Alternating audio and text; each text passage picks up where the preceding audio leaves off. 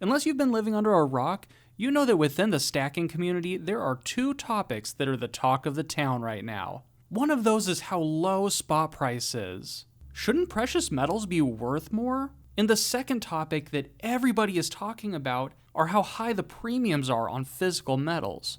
When it comes to spot price, I tend to agree. Why isn't spot price higher? I got started in the silver squeeze, so when I first started purchasing my stack, I was paying $30 an ounce. So for me to see spot price sub $20 is a little shocking.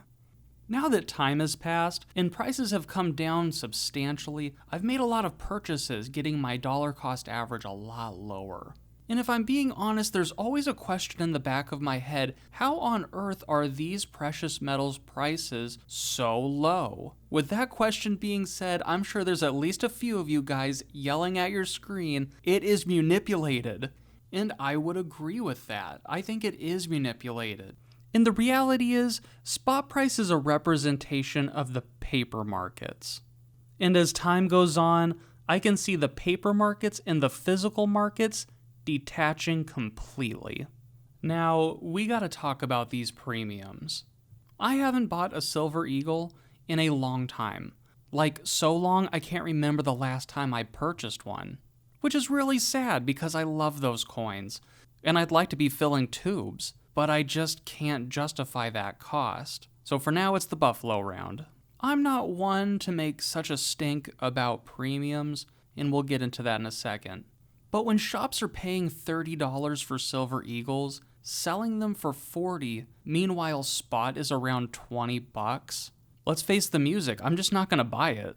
A lot of people that primarily stack sovereign coins just move to stacking Maples, or Britannias, or any of the other popular sovereign minted coins. But now those coins' premiums are becoming noticeable. It's interesting to hear what other people are doing. Listening to other people's stacking strategies has given me a lot of insight and given me confidence in my own strategy.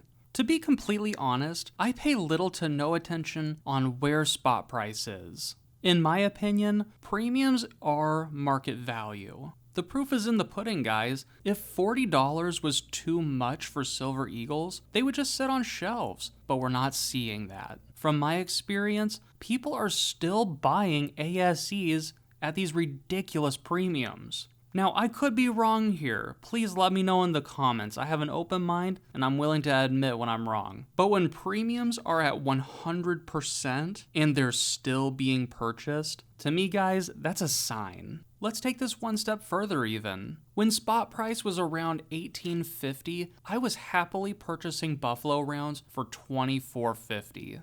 Okay, maybe not happily, but I was still purchasing them. So here's my point. When I see sensationalized news about spot price dropping or rising dramatically, it just doesn't mean much to me. I find it almost irrelevant. If I were in the market to buy paper silver or paper gold, it would mean a lot more to me, but my thing is physical metals, and that's just how I feel about it. When it comes to premiums, I feel differently. To me, that's the markets deciding the current price of physical gold and silver.